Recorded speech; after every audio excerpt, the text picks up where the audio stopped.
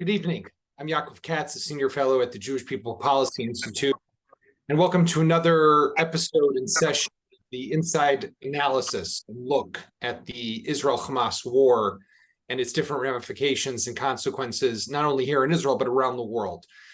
Today's episode, we are going to focus on one of the other elements of what has been happening since the October 7th attacks in southern Israel along the border with the Gaza Strip.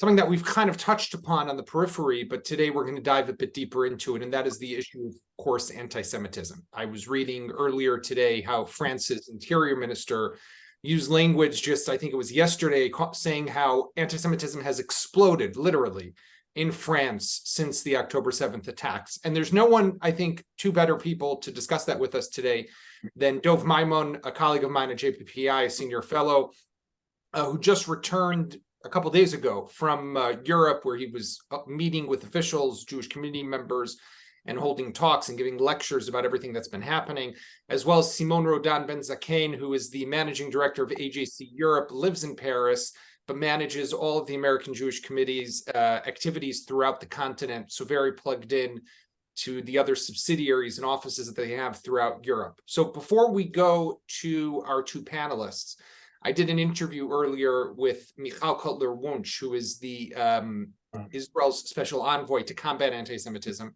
She's been on the road in the US over the last few weeks, meeting with the government officials there, talking a lot to media, meeting with Jewish community, and trying to explain to people how this battle that Israel is facing with Hamas is actually a battle that the entire Western world is facing against. And we're seeing how the anti-Semites are coming up and also attacking Jews around the world. We'll start with Michal, and then we'll go to Simone and Dov.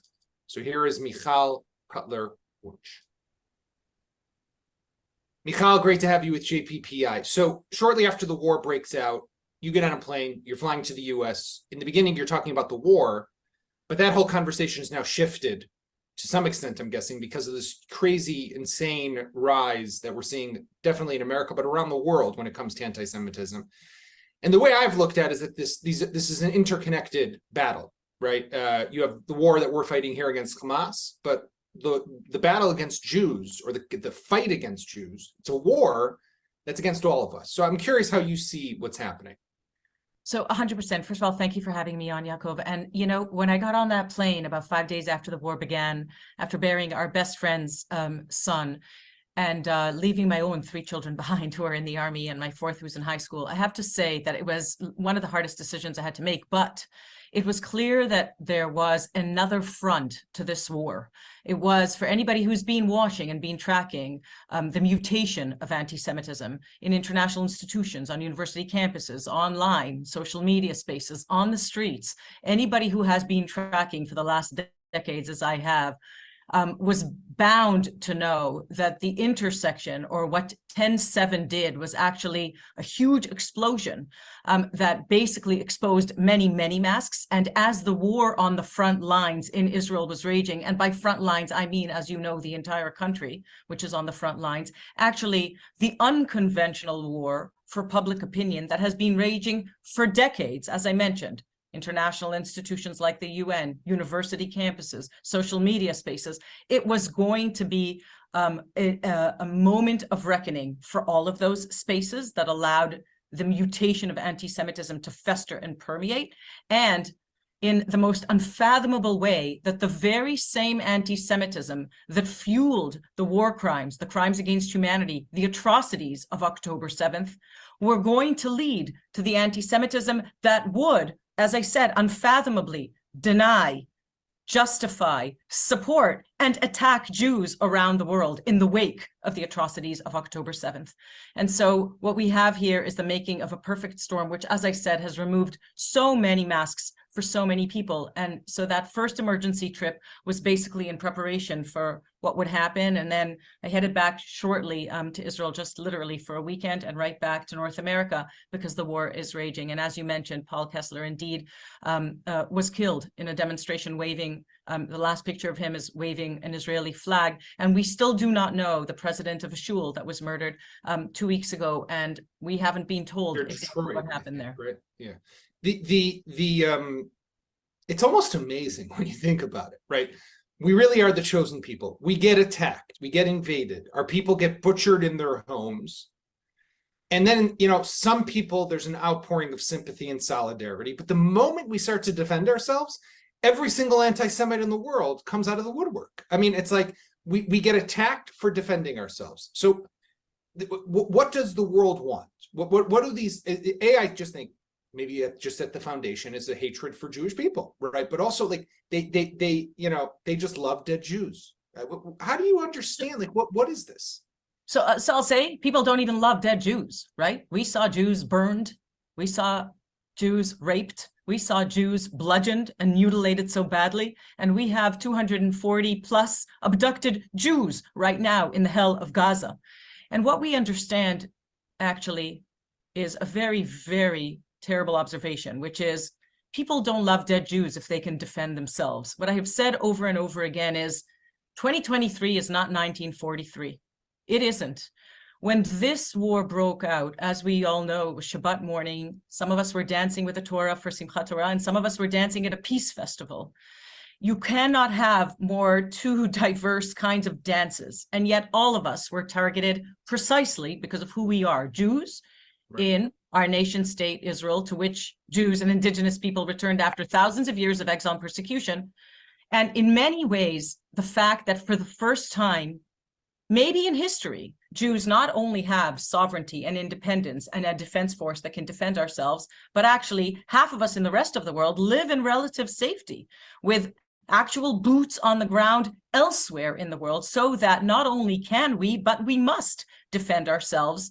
Well, that prompted not weeks, not months, not years, days after the atrocities of 10/7, as we said, the denial, the justification, the support for Hamas, a genocidal terror organization, that the first ones that should have been able to say, not in our name, would have been the Palestinians, to sever themselves from this genocidal terror organization that perpetrated war crimes of which the likes of which Jews have not experienced since the Holocaust.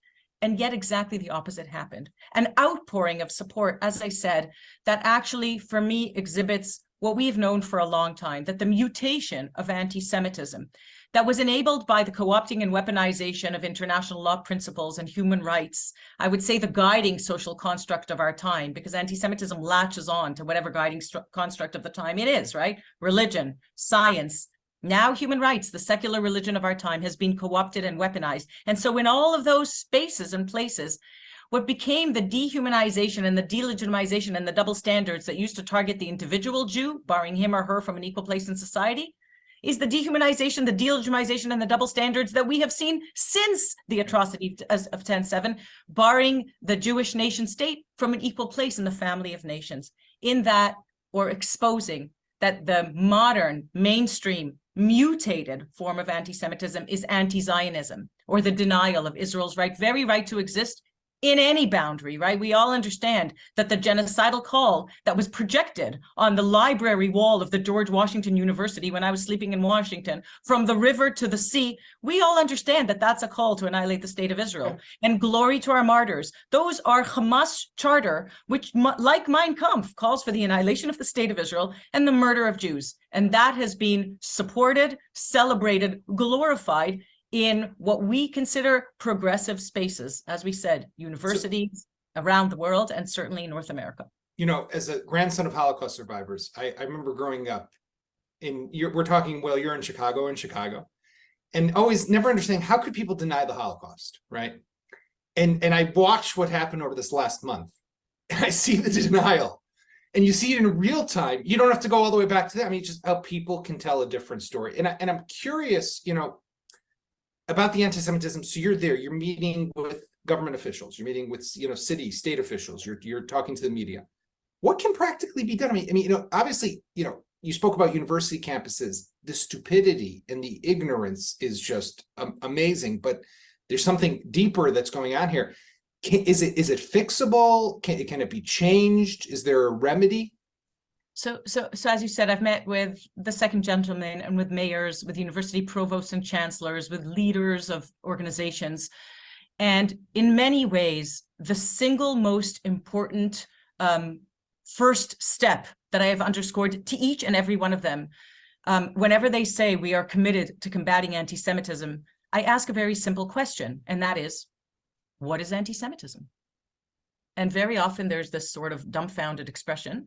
And then I ask, well, if you're committed to combating it, what is it? What are you committing to combating? And we have to know that the International Holocaust Remembrance Alliance definition, the benchmark, actually the coalition of special envoys to which I belong has accepted it as the benchmark definition. We have to remind everybody that the International Holocaust Remembrance Alliance definition is the result of a long democratic process adopted by over 40 countries, over 1,000 entities, and yet not implemented anywhere. If you want to identify and combat this strain of an ever mutating virus, this modern mutation of what we know of as Jew hatred that has lasted over thousands of years, the only way you can do that is by defining it. We understand that if you don't first define something, you can't very well identify it and you can't very well combat it.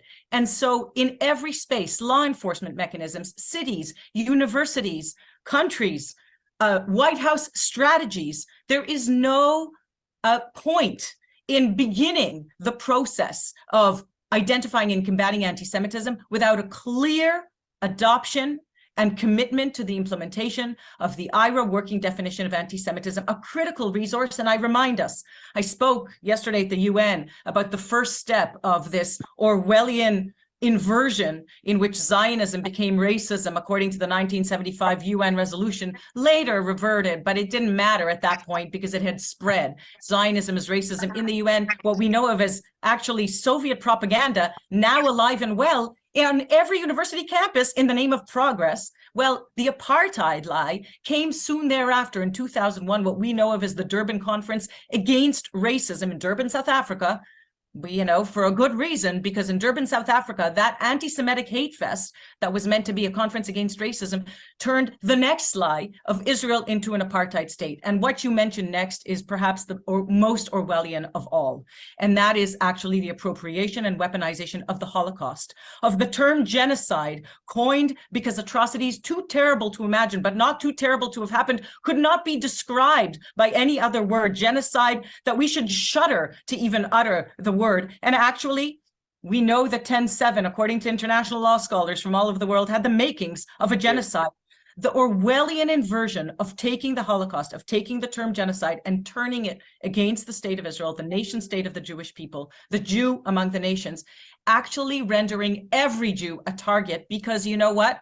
Jews deserve to die if they are racists. They don't have diversity, equity, and inclusion principles protecting them like all other people, because racists don't have those principles protecting them. And an apartheid state, well, what do you do with an apartheid state but dismantle it? So the call to annihilate it becomes a legitimate call. And in this Orwellian inversion, obviously, a state that perpetrates a Holocaust or a genocide against innocent people, well, that can't very well be a state that has a right to exist. And that is what 10/7 has done. Everywhere that I have gone, I say, much like 9/11 changed the course of history in our world, 10/7, the atrocities, the war crimes, the barbaric, savage acts of 10/7, they are not only the war that is raging against the state of Israel, not only the war raging against Jews worldwide as we see, but they are an attack on our shared humanity. They are a war on civilization as we know it. And actually, their perpetrators, whether it's the genocidal terror regime that sponsors one proxy of, Hamas, and the many other proxies, has declared its intent actually to build whatever it is, the caliphate, on the rubble of our civilization. So part of coming here was actually to relay this urgency, not only to the Jewish community and make sure that they know that I am not only the special envoy for combating anti-Semitism for Israel, but as Israel's the nation state of the Jewish people, I am their special envoy for combating anti-Semitism. It is actually to transcend and reach across difference and make accessible the existential, urgent nature of this war on our civilization as we know it, in order to be able to equip the boots on the ground here that will have to fight the unconventional war for public opinion as Israel basically fights for its survival. And unfortunately, that fight is not over, and it's raging, and it is still ahead. Michal, thank you so much for joining us here at JPPI, and thank you for all the work that you're doing on behalf of Israel and the Jewish people. So that was Michal Cotler Wunsch speaking with her from Chicago, where she's continuing her meetings and talking with government officials as well as with the Jewish communities. Simone, I do want to shift and start with you for a moment. Obviously, Europe's different. Right, we are seeing a massive increase, but there's different maybe reasons or different circumstances. So first, why don't you just give us what's happening on the ground? You know, we here are seeing Stars of David being drawn and painted on homes, Jewish homes. There was the story the other day of the older Jewish woman who was stabbed. You know, increased security, increased concern. I spoke earlier about the numbers, the rise. But what's, you know, you're there. Tell us what the feeling really is. So first of all, I don't think it's so different. I think the main difference is that France has been dealing with anti-Semitism for longer. The contemporary form of anti-Semitism for longer. Here in France, it really started at the very early years of 2000, when anti-Semitic hate crimes exploded as well. With the beginning of the Intifada, when you look at the anti-Semitic hate crimes at the end of the years in the 90s, you would have a few dozen anti-Semitic acts. That changed drastically in the beginning of the years of 2000, with 300, 400. There were years where we'd have up to 900 anti-Semitic acts. It was also an anti-Semitism, and continues to be an anti-Semitism that is, as very accurately was just described, an anti-Semitism that is often linked to the hatred of Israel, is often coming not only from the far right, even though that absolutely exists, but coming from minorities, coming from the far left. And that anti-Semitism is particularly violent. So we are here witnessing in France, obviously, an extreme form of what we have been witnessing over the past 2 decades, because we've had over 1,000 anti-Semitic acts over the last 4 weeks. That's 3 times more than we had recorded last year over one entire year in just a month. But we are still witnessing the same phenomenon. I think what the big difference is, I think, between now, after October 7th, and what we have seen in the past 20 years, is a certain we were used to having, when something was going on in the Middle East between Israel and Hamas, we were used to having repercussions here in France. We had it in 2014, we had it in 2021, of course, so we were used to that. But here, this time, there is something a little different. There is sort of a passion about it, something sort of a passion about the violence that was unleashed. And where does that, and what does that come from? Why now? I think we saw something a little bit similar back in 2012, when the terrorist Mohamed Merah attacked Jewish school children, murdered Jewish school children in the southern city of Toulouse, right. And where for a few weeks we would have a huge increase of anti-Semitic acts, as if that the very act of doing that, by the way, the terrorist himself had exactly the same modus operandi. He used a GoPro cam, recorded his crimes at the time, so had exactly the same. But it was as if it had inspired. So can I say something that maybe is not political, but they smell blood and they want more. Exactly. It's like, it is passionate. There is something really passionate about this violence, as if it sort of legitimizes everything that has been sleeping over a while, and now it can come out. Wow. So this, and I don't, again, I think what we are seeing now in France, we are seeing everywhere. Maybe a positive note about France, maybe because it's been going on for such a long time, we're slightly more prepared for it. We as being the Jewish community? The Jewish community, in terms of having the resilience, it doesn't take away the fear. Jews are freaked out. They are fearful.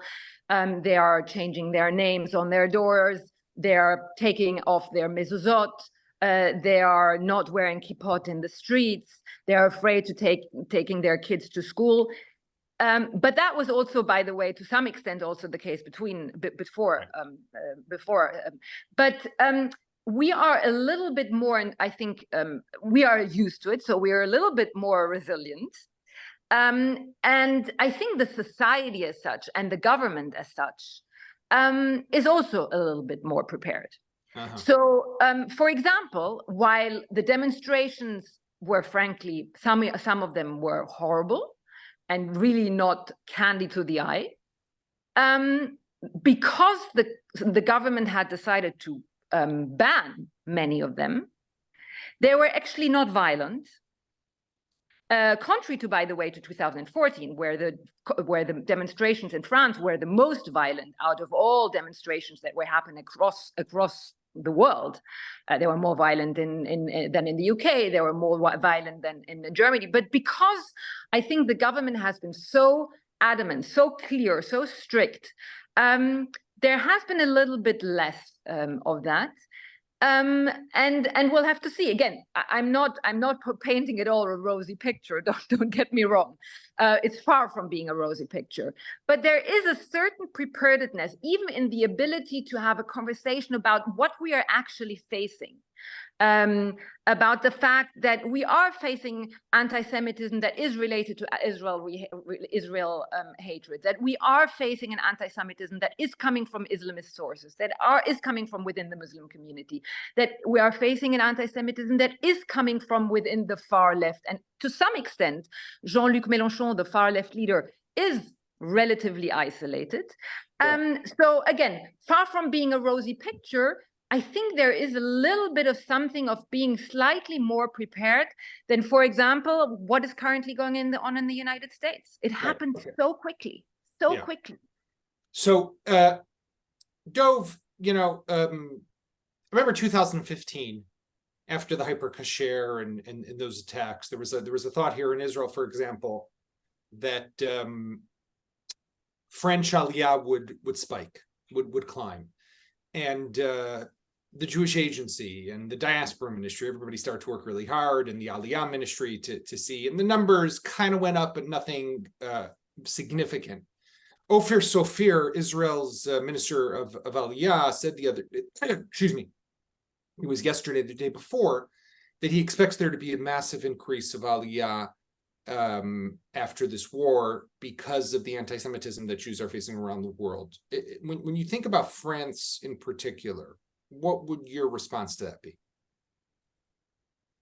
Absolutely. First, I want to follow what Simon Rodin has said before, and really there is a difference between France and other places. Especially, I was this weekend in Geneva, in Switzerland, and I see people in Montreal, other places when people speak French, and they say for them it's completely new. And they're in shock when they see what happened in Montreal. They just don't understand because the first time they made it.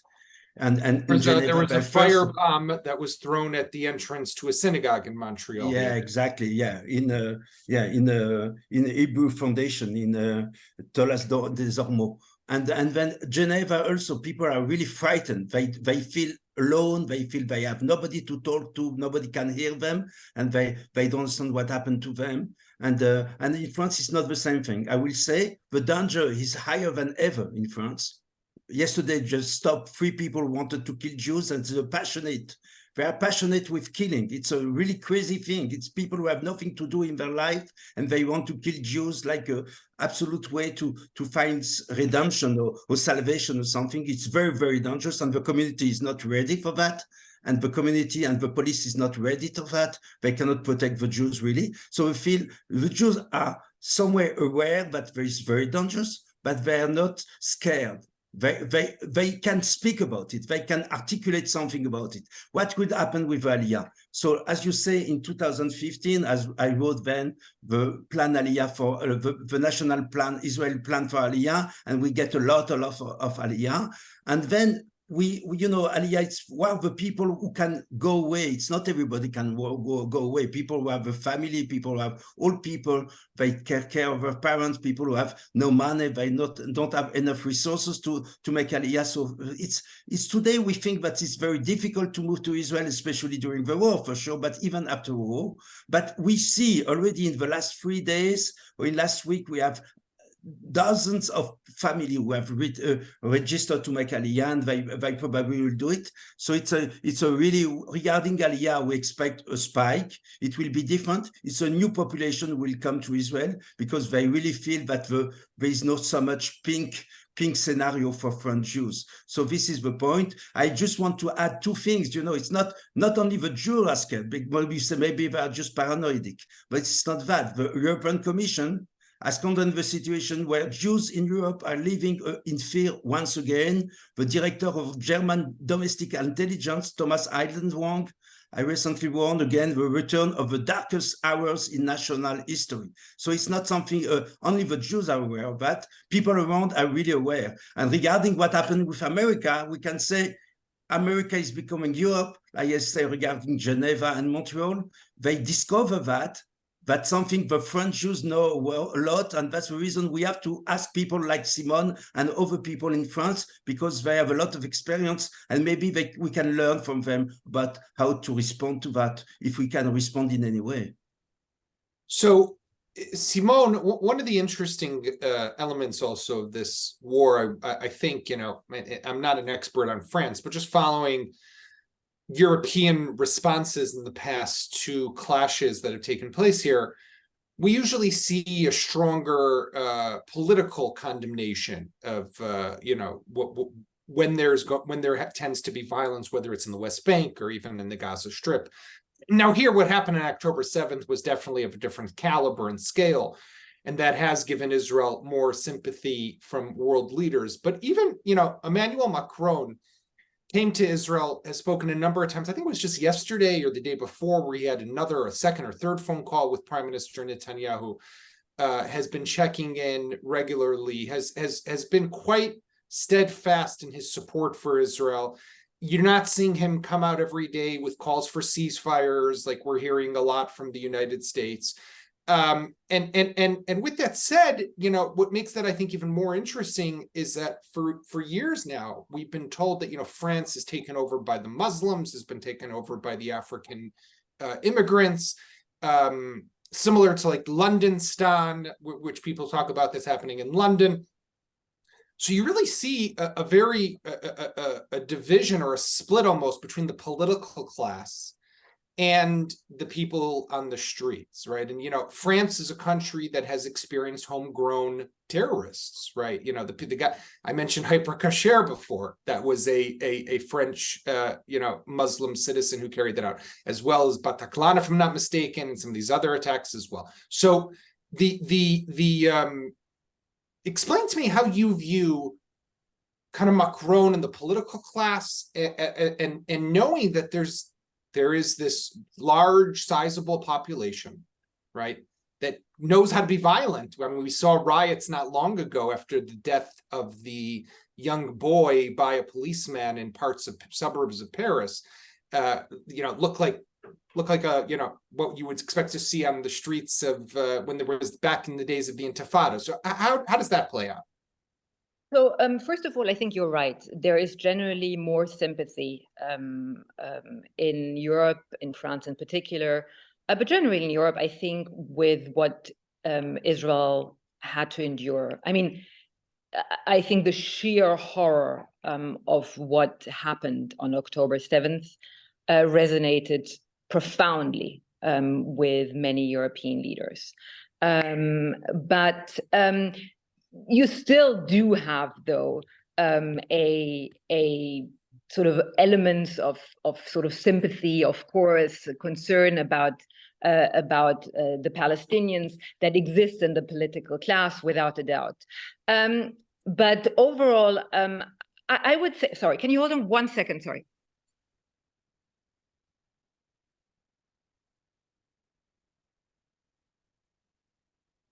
I'm sorry, I'm at home, and that's the problem is my 5-year-old daughter is very unhappy about the fact that that I'm not paying attention to her. Okay. I'm terribly sorry.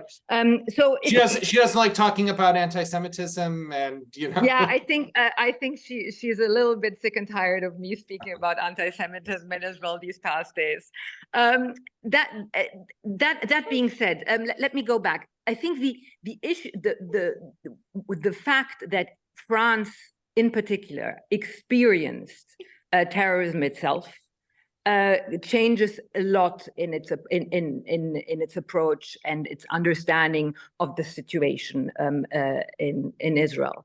I also think what was said earlier about the fact that this is actually a civilizational issue, that there is a growing understanding that we are back at a civilizational war. We are back in a world where you have democracies, where you have countries that respect human rights, respect liberal democracy, and then you have entities, you have countries, you have the Islamic Republic of Iran. You even have Russia. With its invasion of Ukraine. You have China. We are more and more in sort of a world where that is becoming binary. And I think there is growing understanding that Israel is part of the West of liberal democracies. And so I think this plays in along. And lastly, the fact that we are to some extent facing exactly not only the threat, the civilizational threat from the outside, but we are facing it within our countries. With radicalized Islamist elements that are posing a threat to our society. That are targeting, of course, and again, don't forget, in 2012, Mohammed Merah killed 3 Jewish school children and a teacher. He then killed Muslim soldiers. And then the following attacks was Charlie Hebdo, Hypercacher, Bataclan, Nice. So there is, I think, a growing understanding that at the end, we are, as a society, facing that threat together. Now, will it translate on a long run? Will we not have continued pressure of political parties that are trying to appeal to in particular Muslim communities within France? Is there not also a fear to make sure that both sides are respected in order to appease certain communities? It's very possible, but I think within society there is definitely a growing understanding that what Israel is facing, what Jews are facing, is exactly the same thing than what our civilization, what our liberal democracies are facing. It's very interesting, and this is a battle, right? That I think the whole West is up against right now. On October 7th they attacked us in Israel. But as you mentioned, just the sheer number of attacks that have taken place just in Paris or France over the last few years is tomorrow could take place there. Dov, you were, you mentioned Geneva. You met with some European parliamentarians as well. What was your sense from them when you look across the continent? Also, some of them were telling you how they fear. You were recalling from me a conversation you had with one Jewish woman who spoke about how it's a little different, but feeling than what Simone was describing, a feeling of abandonment or being alone on what's happening.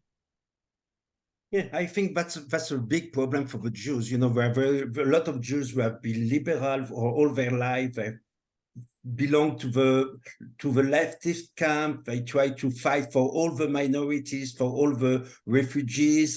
and suddenly they find themselves alone, and they ask themselves, did I was wrong?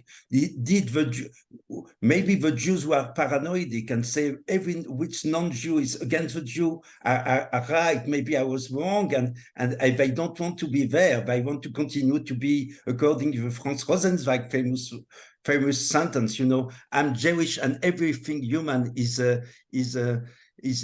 not foreign to me, and they want to be there. This is the way. This is the way to be Jewish. To be Jewish is to be for the freedom, for against oppression everywhere. And so this is very especially difficult for the people from the left. It's already happened in France some 20 years ago or 15 years ago, and it happened now with the people in America. It's happened with people in Canada and Switzerland. So it's something very deep. I mean, something And what Simon has said, that they feel that what's happening in Gaza is a free to French way of life. It's not especially because they love the Jews, but because they feel that if it's happened today in Gaza, what happened today in Gaza could happen tomorrow in Europe. I mean, about 10 out of 10 people say what happened in Beirut on October 7th could happen in Paris today. 7 out of 10 people really feel that we have a fight.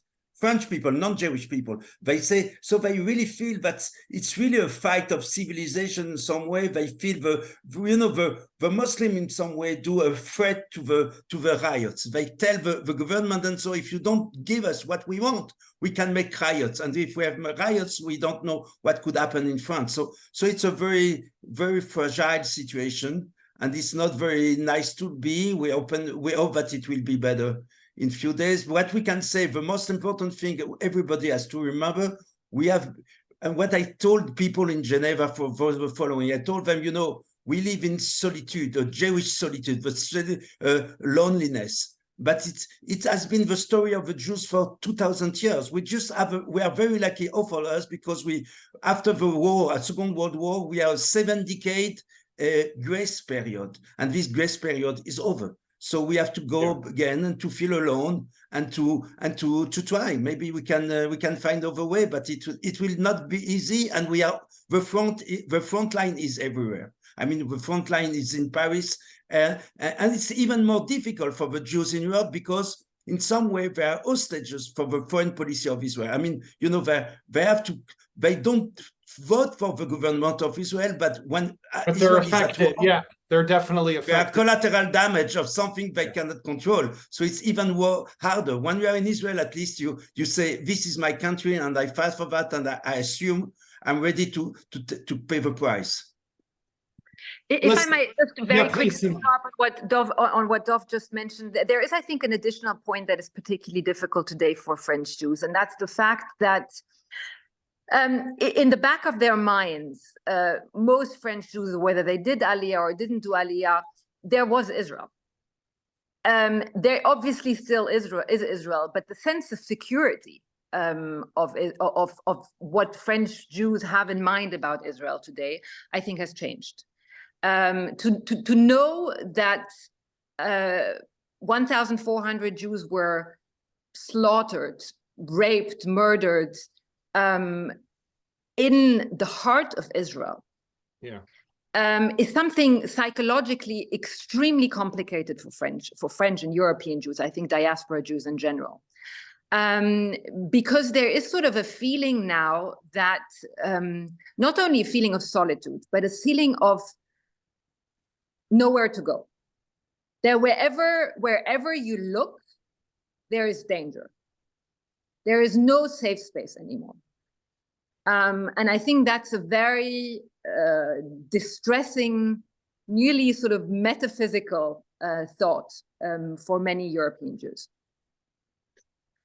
Listen, it's a scary reality. And I think that here in Israel, while I don't know that we yet have polling on this, but there's no doubt in my mind that Israelis, and I said this to a group the other day that I met with from America, obviously we're very concerned for our physical security here, right? We're concerned for our loved ones who are fighting in Gaza, and we're concerned for all soldiers and everyone, right? But when we see these stories like what happened to that French woman, who was stabbed, or the Magen David on people's homes, and hear stories about people taking off mezuzahs, or Paul Kessler, who was hit in the head with a megaphone in LA and killed.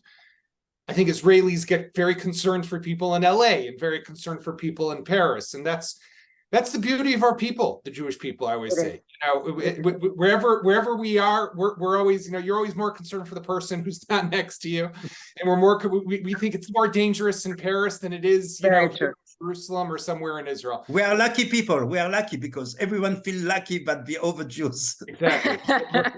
we're lucky and we're the chosen people, but we're also, I think it's one of the beautiful aspects and characteristics of what it means to be a Jewish part of the Jewish nation. So I want to thank you, Simone Rodan Ben-Zakein, the Managing Director of AGC Europe, for joining us, and to Dov Maimon, a Senior Fellow at JPPI.